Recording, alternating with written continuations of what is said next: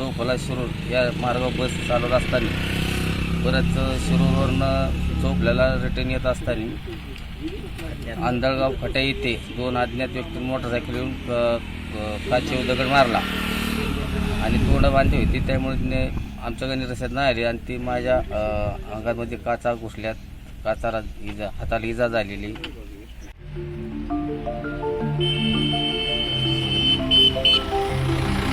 आज दौंड आगाराची बस ही चौफला शिरूर मार्गावर धावत होते असताना शिरूरहून चौफला जात असताना आंधळगाव हद्दीमध्ये 2 अज्ञात दुचाकीस्वारांनी समोरील काचेवर दगड मारला.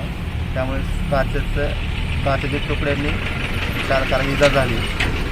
सदर घटना ही शिरूर आगाराच्या हद्दीमध्ये घडल्यामुळे आम्ही त्याची शहानिशा करत आहोत.